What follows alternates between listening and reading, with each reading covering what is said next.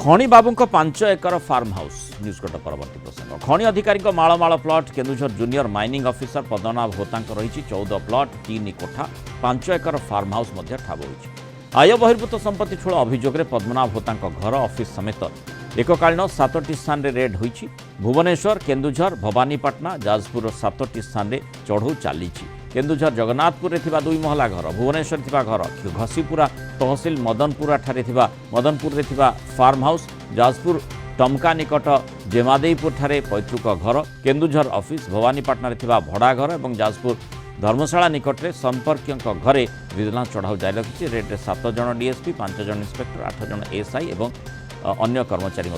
सामिल अच्छा। अर्थात बाबूंकर केते मात्रा संपत्ति ठूल कर शौक थिला इथुरु जना पड़ी जेहेतु जो मात्रा ठारू आय बहिर्भूत संपत्ति बोली वर्तमान जो सूचना आसूची 14 प्लट 3 कोठा 5 एकर फार्म हाउस ठाब कर अधिक आलोचना करबा कटक जोनाल हेड विभूति साहू आम सहित जोड़ी विभूति माने आमे विभिन्न समय देखीचे बाबू मानकर जो माने आय बहिर्भूत संपत्ति ठूल करने टिके भी पश्चातपद हेउना केउ मात्रा से माने संपत्ति ठूल करिसंती। ये आउ गोटे दृष्टांत जोठी 14टी प्लट 3टी कोठा आउ 5 एकर फार्म हाउस माने केते शौक रहितला बाबूंकर इथुरु जना पड़ुची। देखो मुन्नाल ये कनिष्ठ खनि अधिकारी जहाँकर की 7टी स्थान में विजिलेंस चढ़ऊ एककालीन जारी रखी। आज भोर समय पद्मनाभ होता 14टी प्लट पाई एपर्यंत विजिलेंस सहित 5 एकर फार्म हाउस रही या सहित देखा जाए कटक रोड प्राइम लोकेशन 4टी प्लट रही। भुवनेश्वर खरड़ 5800 वर्गफुट गोटे घर रही। केन्दुझर जगन्नाथपुर 10,000 वर्गफुट गोटे घर रही। सहित जाजपुर टमका जमानी शासन में गोटे घर रही। फार्म हाउस केन्दुझर घसीपुरा रही प्राय 5 एकर जमी परिमित फार्म हाउस एवं कटक भुवनेश्वर प्राइम लोकेशन जमीक भुवनेश्वर कोरडकंटा एवं भुवनेश्वर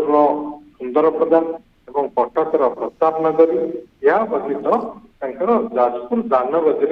रही अन्य समस्त प्लट ये प्लट जो भाव में रही 14टी प्लट और बैंक जमा इंश्योरेंस जमा के रही एपर्यंत आकलन तनखी जारी रखी विजिलेंस व्यतीत कौटी लकर रही अन्य स्थावर अस्थावर संपत्ति रही विजिलेंस आकलन करुच्ची संध्या सुधा गोटे सविशेष रिपोर्ट आसो आशा करू जो कथा आप कहते बाबू मान संपत्तिर लोभ संपत्ति कर शौक जड़े व्यक्ति गोटे जगार गोटे भुवनेश्वर घर कला अन्य स्थान में घर करने जो मोह ताहा बारंबार देखा मिलूँ। 5 एकर जमी फार्म हाउस तो एत सब संपत्ति जी कर सफल 4 चकिया जान गोटे 2 चकिया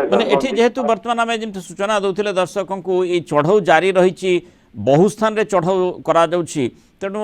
ये संपत्तिर तालिका आम जहाँ बर्तमान देखुचे याहरी लंबी पारे निश्चित रूप से कहीं बैंक जमा इंश्योरेंस कौन अच्छी तो बर्तमान पर्यटन जना पड़े ना। तो बैंक जमा निश्चित थी तार एत टंकार संपत्ति रही 14टी प्लट जी कर 3-4टी घर जी कर 4 महला घर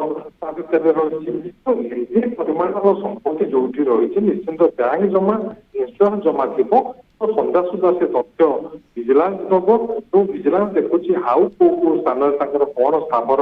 अस्थावर संपत्ति रही सहित घर जो आसबाबपत्र मिलूँ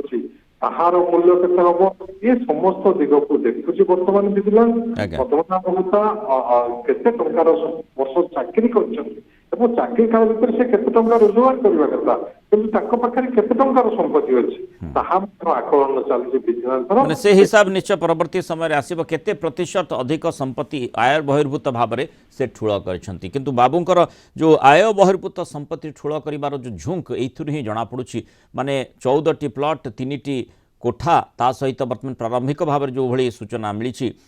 माने 5 एकर जगार तांकर फार्म हाउस रही एभली शौक से रखिंट आय बहिर्भूत संपत्ति ठूल करने लगी। धन्यवाद विभूति साहू सूचना आम सहित रही।